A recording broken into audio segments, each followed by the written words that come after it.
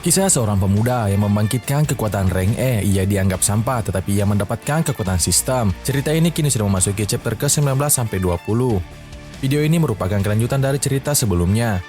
Cerita kemudian dilanjutkan. Shao Chunlin terlempar setelah menerima serangan dari Su Jingming. Luka begitu parah diterimanya. Pukulan Su Jingming membuatnya terlempar dan pada akhirnya terbentur. Orang-orang yang ada di sana terkejut melihat itu. Bahkan Wang Qian bersama grupnya sangat terkejut melihat kejadian itu. Setelah itu Su Jingming meninggalkan kerumunan. Orang-orang yang melihat berkata, "Ngerinya langsung mati. Seram sekali. Astaga, apa kau lihat bagaimana tadi dia bergerak? Aku tidak melihatnya dengan jelas tadi." Dan wanita berambut ungu tertawa. Shao Chunlin benar-benar dibuat kapok kali ini. Dan seorang pria berkata, "Aku mengkhawatirkan pemuda itu, tetapi aku tidak sangka kalau kekuatan dia ternyata sekuat itu." Wang Qian berkata, "Bagaimana dia melakukan itu? Aku tadi tidak melihatnya dengan jelas." Teman timnya berkata, "Itu adalah tendangan pecut." Tulang Shao Chunlin hancur sudah berkeping-keping. Bahkan jika dia selamat pun, dia akan cacat dan harus menggunakan kursi roda. Wanita berambut kuning itu lanjut berkata, "Pantas saja dia dari Universitas Kekuatan Supermodu. Sangat kuat dan tak kenal ampun juga." Mendengar itu Wang Qian berkata, "Apa? Universitas Modu? Kapten, kok kamu tahu?" Kaptennya berkata, "Seragamnya, aku hanya pernah melihat itu di murid-murid Modu. Seragam itu seharusnya merupakan produk eksklusif yang dikembangkan oleh Departemen Perlengkapan Universitas Modu." Wang Qian bilang, "Cuma universitas mereka yang mempunyai orang-orang seperti dia. Haruskah kita merekrut dia ke tim kita? Bukannya tim kita masih butuh penyerang yang kuat?" Kaptennya bilang, "Wang Qian, ketika tim kita dibentuk, bukannya kita semua sepakat untuk memiliki anggota cewek semua?" Teman-temannya mengejek, "Haha, Wang Qian, kamu naksir dia ya? Tapi dia itu tadi lumayan ganteng loh. Aku tidak keberatan kalau dia bergabung di tim kita." Dan Wang Qian hanya tertunduk terdiam.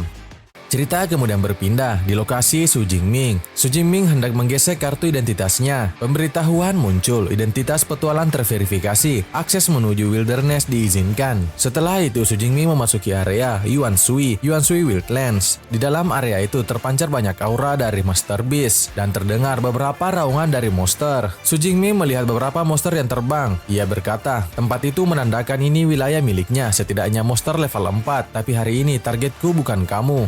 Wilayah luar Yuan Shui singkatnya dibagi menjadi dua area, kota yang hancur dan hutan pegunungan. Monster liar di kota yang hancur sedikit lebih lemah. Kau bisa mendapatkan poin kemampuan dari mereka." Su Jingming lalu mengaktifkan smartwatch di tangannya dan sebuah peta area dimunculkan. Su Jingming menunjuk suatu area. Kota Ping An di depan ini oke juga. Sebagian besar monster level 2, sedikit yang level 1, dan tidak ada yang level 3 atau 4, dan tempatnya cukup besar, setidaknya ada sekitar 5-600 monster di sana. Su Jingming bergegas ke sana. "Kota Ping An, aku datang." Saat Su Jingming sampai di sana, tiba-tiba sesosok monster menghadangnya. Su Jingming berhenti dan monster itu menatap tajam ke arah Su Jingming. Itu Shadow Cat level 2. Poin kemampuan datang sendiri, langsung disajikan di depan mata. Belakangan ini aku merasa terpengaruh oleh emosi negatif dari Tyrannosaurus petir. Aku ingin sekali membantai apapun. Semakin keinginan ini ditahan, semakin aku menginginkannya. Tapi kali ini aku tidak perlu untuk menahan diri lagi. Dan seketika monster Shadow Cat sangat terkejut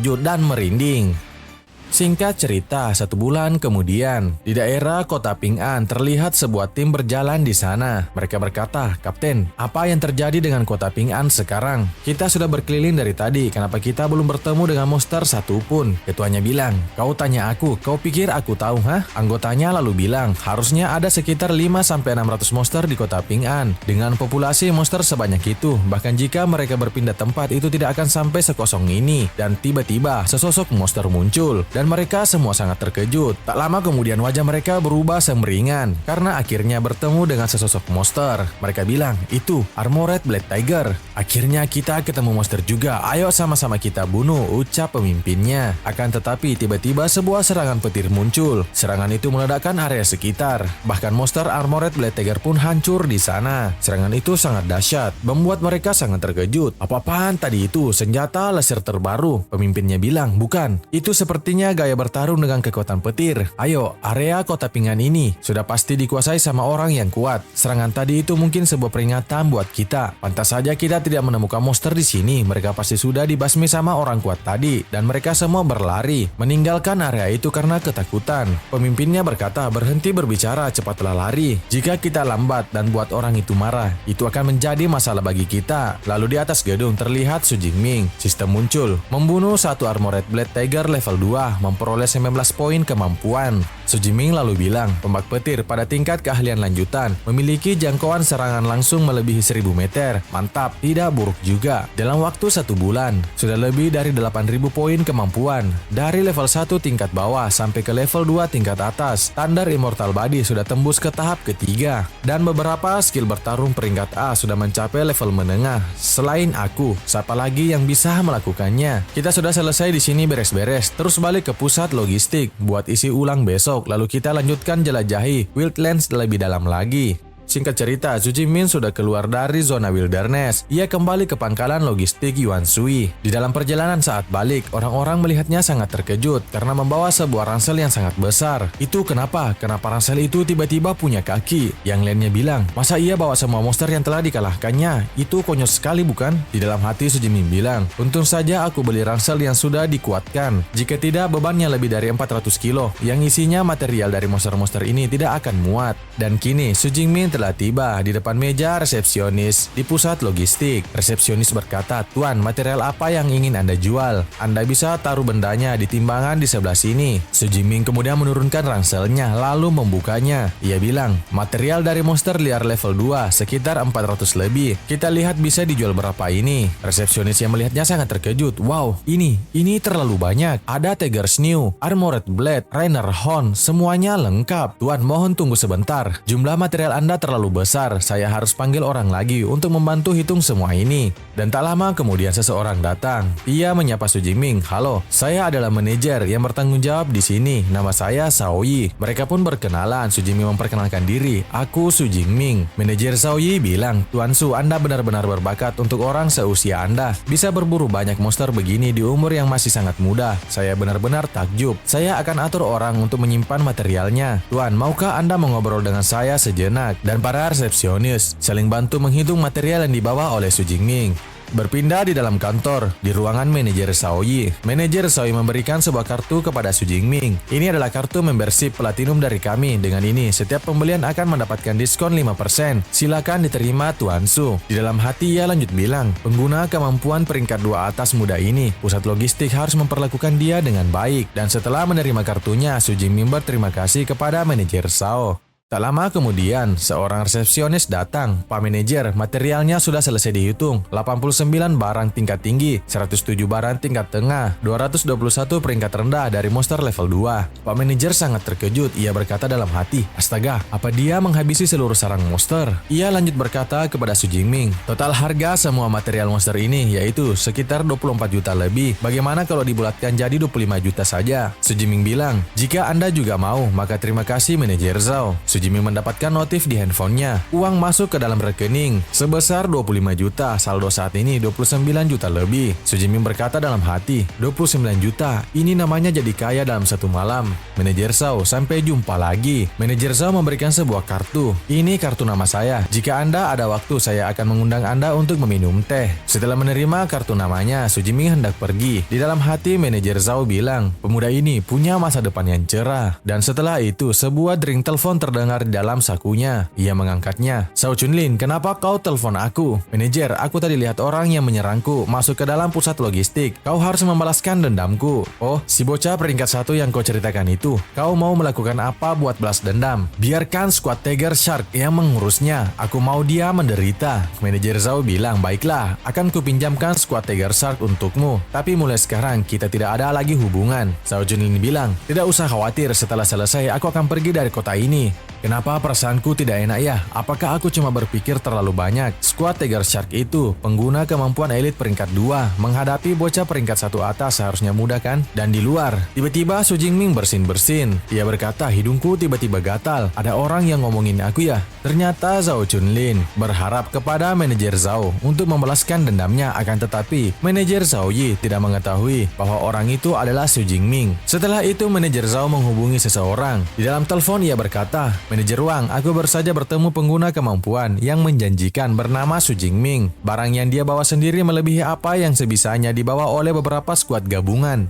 Su Jingming. Coba aku cek dulu riwayat dia. Kita perkenalkan pria ini adalah manajer utama dari pusat logistik yang bernama Wang Chuang. Setelah melihat data dari Su Jingming, ia sangat terkejut. Ia berkata, "Manajer Zhao, Su Jingming yang kau sebut tadi adalah orang penting bagiku. Jika dia mampir lagi, cepat kabari aku secepatnya." Manajer Zhao bilang, "Oke, dimengerti." Di dalam hati ia lanjut berkata, "Aku tidak percaya Su Jingming bisa bikin Pak Wang jadi bersemangat seperti itu. Kelihatannya dia punya latar belakang yang bagus. Untung kita memperlakukannya dengan baik. Aku tidak sangka murid lain dari mentor yang Zentian datang ke pusat logistik kami. Peringkat 2 atas, bakatnya bahkan lebih kuat daripada Liu Ming yang datang sebelumnya. Hampir seperti seorang jenius, jangan sampai menyinggung perasaannya." Cerita kemudian berpindah, diperlihatkan Su Jingming sedang berjalan di kota. Ia berkata dalam hati, membeli inventory Space Ring, sebuah penyimpanan. Di sini mahal harganya, lebih dari 10 juta, dan kapasitasnya hanya sekitar ukuran koper, rugi sekali. Tapi Space Ring praktis banget, aku mau beli satu. Aku penasaran berapa mahal Space Ring yang bisa menahan tombakku. Dan tiba-tiba, dring telepon berbunyi di saku Su Jingming. Ia lalu mengangkatnya, ternyata yang menelponnya adalah teman sekamarnya. Liu Wento berkata, "Su Jingming, sudah lama tidak berkabar. Kapan kau balik ke sekolah?" Su Jingming menjawab, "Setengah bulan lagi." "Kenapa? Ada sesuatu?" Dan dari kejauhan, terlihat seseorang sedang mengawasi Su Jingming. Dan di atas kursi roda itu adalah Shao Chunlin. Mereka mengawasi pergerakan Su Jingming. Shao Chunlin menunjuk ke arah Su Jingming. "Target kalian adalah dia. Patahkan tangan dan kakinya, lalu bawa dia kepadaku." Pria berambut kuning itu berkata, "Baik." Su Jingming masih berbicara lewat telepon bersama Liu Wentao. Dan tiba-tiba Su Jingming menyadari bahwa ia telah diawasi. Pria berambut kuning berkata, "Siap-siap, target sudah memasuki gang. Heiji, periksa kekuatan target." Kita perkenalkan wanita ini. Ia bernama Heiji. Ia memiliki kemampuan mendeteksi kemampuan lawan. Ia berkata, "Baik." Lalu seorang pria memakai masker berkata, "Kapten, bukan apa-apa, tapi terkadang Anda terlalu hati-hati. Dia cuma bocah peringkat 1 atas. Memang bakal sebesar apa masalah yang bisa dia buat bagi kita." Wanita bernama Heiji lalu mendeteksi kemampuan Su Jingming. Ia bilang, ini mustahil. Kaptennya berkata, "Kenapa? Ada yang tidak beres?" Heiji berkata, "Aku akan membagikannya ke semuanya. Lihat saja sendiri." Kemampuan wanita ini Physic Ability Perception. Semakin kuat, semakin terang auranya. Mereka melihat itu dan berkata, "Ini, bagaimana mungkin? Aura dia 10 kali lebih kuat daripada peringkat 2 atas. Petarung seperti dia bisa dengan mudah menghabisi kita semua. Shao Chunlin itu coba menipu kita agar terjun ke dalam jurang. Infonya salah. Batalkan misi, mundur, dan berkumpul kembali dengan Shao Chunlin." Ternyata Su Jingming sudah bersiap menyerang mereka, tetapi mereka semua mundur. Su Jingming berkata, "Ada apa? Kenapa mereka tiba-tiba mundur?" Su Jingming berpikir, orang satu-satunya yang punya dendam sama aku itu cuma Shao Chunlin. Dia pasti tidak terima dan mencoba trik kecil untuk balas dendam. Orang seperti itu tidak akan bisa berubah. Besok-besok jika bertemu, aku akan beri dia paham. Scene berpindah di lokasi Shao Chunlin. Shao Chunlin dipukul hingga terjatuh dari kursi roda oleh seorang pria berambut kuning, pemimpin dari skuad Tiger Shark. Shao Chunlin bilang, "Apa? Kenapa? Kenapa kau memukulku? Kau masih punya muka buat bertanya. Informasimu itu salah semua, dan kau hampir membuat kita semua terbunuh. Target bukan peringkat 1 atas, melainkan peringkat 2 atas." "Apa? Peringkat 2 atas? Mustahil. Baru saja lewat 1 bulan." Pemimpin skuad Tiger Shark bilang, "Aku tidak peduli mau ada apa. Misi tidak akan kami lanjutkan. Kita sendiri yang akan bicara dengan manajer Zhao." Cerita kemudian berlanjut. Skuad Tiger Shark telah kembali. Pemimpinnya kembali melapor. Manajer Zhao bilang, "Sudah pulang. Apa kau sudah selesai mengurus mereka?" Pemimpin skuad Tiger berkata, "Tidak, misi dibatalkan." Informasi dari Shao Chunlin salah. Target bukanlah peringkat 1 atas, tapi peringkat 2 atas. Bahkan lebih buruk. Menurut observasi dari Heiji, kekuatan bertarungnya setidaknya di peringkat ketiga. Jadi kami memilih untuk mundur. "Apa? Peringkat 2 atas? Tapi kekuatannya setara dengan peringkat 3. Ada apa dengan Shao Chunlin ini? Dia pikir siapa dia?"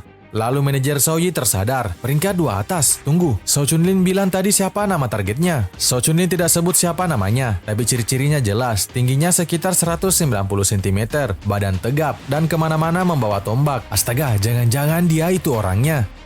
Singkat cerita, manajer Shao Yi menghadap ke manajer utama Wang Chuan. Ia melaporkan kejadian itu. Manajer Wang Chuan sangat marah. "Beraninya kau kirim orang buat menyerang Su Jingming diam-diam. Siapa kau?" "Pak Wang, manajer Wang. Dia cuma anak peringkat 2 atas. Tidak perlu sampai semarah ini, oke? Kau ini tidak bisa mengenali mana yang bagus dan mana yang tidak. Ini data-data Su Jingming. Kau lihat saja sendiri. Juara terbaik di provinsi Jiangnan. Mahasiswa baru Universitas Kekuatan Supermodu. Usia 18 tahun. Peringkat 2 atas. Luar biasa, tak pernah dengar sebelumnya. Umumnya di umur segitu hanya sampai peringkat 2 rendah. Kepala institusi senjata, Yang Zentian adalah mentornya. Manajer Zhao Yi menjadi khawatir, gawat, benar-benar gawat. Dan manajer utama Wang Chuan sangat marah, sudah paham sekarang, sosok sekelas monster. Bahkan kalau dia meratakan tempat ini sekalipun, negara pun tak akan bisa bicara banyak. Manajer Zhao Yi menunduk, saya mengerti, saya pastikan tidak akan buat hal semakin rumit untuk pusat statistik. Ia lanjut berkata, bawa Zhao Chunlin ke sini. Zhao Chunlin memohon, aku mengaku salah, tolong ampuni aku. Manajer Zhao Yi memegang kepala Zhao Chunlin. Sepertinya dipukulin saja tidak cukup, orang di balik ini harus dihukum mati. Kau hanya punya dirimu sendiri untuk disalahkan karena sudah membuat masalah pada orang penting kali ini. Dan tiba-tiba kepala Zhao Chunlin meledak. Manajer, mohon lihat. Tetapi manajer utama bilang, kau pikir itu sudah cukup ya? Selama ini aku sudah tutup mata atas urusan gelapmu selama ini. Tapi kekacauan yang kau buat kali ini fatal. Semua yang terlibat harus dihukum. Tidak hanya kau saja, bahkan skuad Tiger Shark juga kena imbasnya. Kita tidak bisa meninggalkan rumor atau siapapun untuk disalahkan. Dan manajer Zhao Yi dibawa oleh para pengawal dari manajer utama. Singkat cerita, manajer utama Wang Chuan telah tiba di pusat logistik bersama para pengawalnya. Orang-orang yang melihatnya berkata, paling depan itu manajer utama Wang Chuan kan? Selain manajer Zhao, semua kepala departemen hadir. Mereka begini pasti gara-gara ada orang penting yang datang. Ketua tim dari Wang Qian berkata, Wang Qian, bukankah itu pemuda dari Universitas Kekuatan Supermodu yang tadi? Wang Qian bertanya, mana? Di mana? Dan kini Su Jingmin telah tiba di dalam pusat logistik. Su Jingmin disambut langsung oleh manajer utama Wang Chuan. Siswa Su Jingmin, akhirnya kau datang kembali. Saya manajer utama Wang Chuan. Dan sontak saja kelompok Wang Qian sangat terkejut melihatnya. Loh, manajer menyambut dia. Sepertinya pemuda ini bukan cuma mahasiswa modus saja. Manajer Wang lalu bilang, maaf sudah membuat kau tidak nyaman. Zhao Chunlin baru saja dihukum oleh kami dan orang lain yang ikut terlibat juga telah diadili. Mereka akan menghabiskan sisa hidup mereka di dalam penjara. Sebagai bentuk permintaan maaf, pusat logistik sudah menyiapkan sesuatu untuk Anda. Di dalam hati Su Jingmin berkata, tidak heran orang sekejam itu menjadi manajer utama. Wajar saja cara dia membereskan masalah begitu bersih. Manajer Wang lalu bilang, ini adalah kartu membership Black Gold, tingkat tertinggi di sini. Mulai sekarang, seluruh biaya akomodasi Anda gratis. Semua pembelian akan mendapatkan setidaknya diskon 20%. Lalu ini adalah Space Ring dengan kapasitas 1 meter kubik sebagai hadiah. Melihat itu Su Jingmin sangat terkejut. Apa? 1 meter kubik? Sekian alur cerita hari ini, semoga terhibur. Sampai jumpa di chapter selanjutnya.